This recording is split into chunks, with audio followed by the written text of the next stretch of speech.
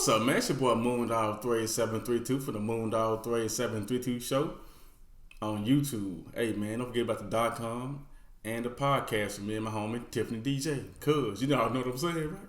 So here we go. I'm going to tell y'all a story, how I grew up. But this one here particularly deals with grief and losing a loved one, right? So this story right here in particular, I was dating a young lady. And we was cool, man. We was cool.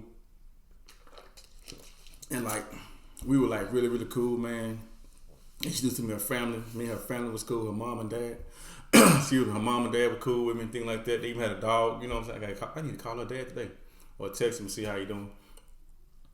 And we had an incident where it was like a huge argument. You know how sometimes where you want to say things but you don't, and you just hold it in. So it was one of those situations, right? So everything that needed to be said or wanted to be said came out at one time. And she was like, man, you know what I'm saying? I love your son. I said, don't even worry about that no more. You ain't got to worry about seeing him no more and stuff like that. So I was trying to say everything I could to hurt her feelings without hurting her feelings, right? Excuse me. So she was upset. I was upset from what happened, from what transpired.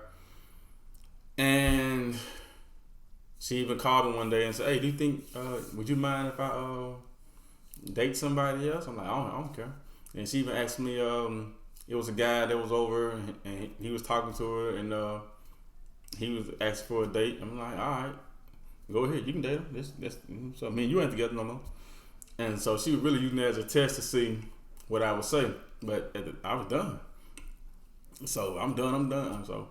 And then she was kind of upset that I didn't tell her not to go and wait on me till we get things back together. But I was done. So I'm like, matter of fact, don't even call me no more, right? So after about a week, I get in Kroger, get some groceries. I'm walking out the store and the phone rings. I'm like, man, it's her. I thought I told her, don't call me no more, right? So we just ringing. By the answer, they called back. I said, man, what's up? It wasn't her. It was her dad.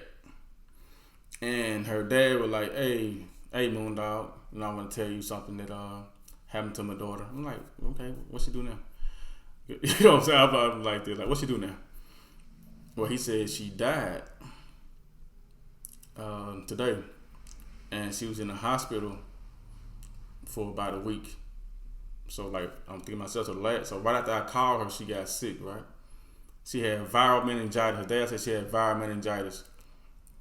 And then he had said, before they went to the hospital, she was talking and stuff, and she wasn't herself, so they took her to the hospital. And they had admitted her to the hospital after they did the test and things like that. And so I think she went into a coma, and she never came out of the coma, right? And so I'm thinking to myself, the last real memory I had, we had multiple memories, we had a lot of good times. The last memory that I had is me going off on her and telling her that I didn't want to be with her and all these things to try to, let her know how I felt, which kind of, which it did hurt her feelings and things like that. And so I was like, man, I was so overcome with grief that I was really, really, really in a bad place, right? I was in such a bad place. I used to think to myself, I really loved her. I was like, man, why she, you know what I'm saying? Why she had to go out like this? And I was questioning a lot of things and questioning why and questioning how I could have handled things better. And it was just to the point you watching Freddy Krueger, you ever watch Nightmare on Elm Street? I think on part 4 or part 5, he would tell you you can control your dreams. So I'm dreaming, right? And in this dream, I could tell that I was dreaming. And I'm sitting across from myself, talking to myself in the dream, and I'm asking myself, if you had anything in the world right now, what would you want? And I said I would want to be with the young lady that I had just lost. And as I'm saying this, I can hear myself telling myself, right? Why didn't she just take me with you? And I was saying, take me with you, right? All right. That was one day. The next day, I just kept having dreams about it. I don't know if it was the grief.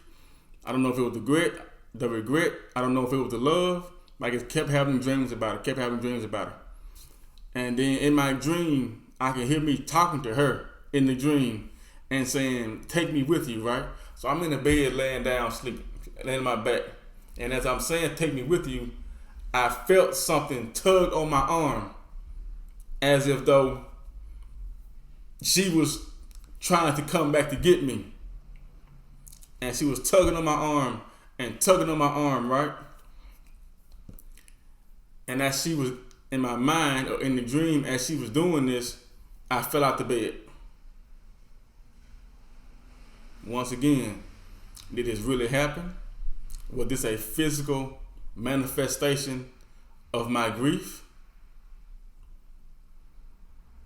What happened? And I ended up having to talk to somebody about that situation, because that situation weighed heavily on me for years, and that situation actually affected my future relationships. I until I was able to get that off my chest and off my heart and off my mind, I couldn't. It was hard for me to function. You know what I'm saying? Functioning relationships, because I was holding all of that grief and pain and regret in, and it was affecting other things. So with that being said, man, it was a lot for me to unburden. It was a lot for me to think about. And I'm out, but I'm doing better. You know what I'm saying? I'm doing better, man. But with that being said, man, that situation really did happen. And guess what, man? I'm out. Bye.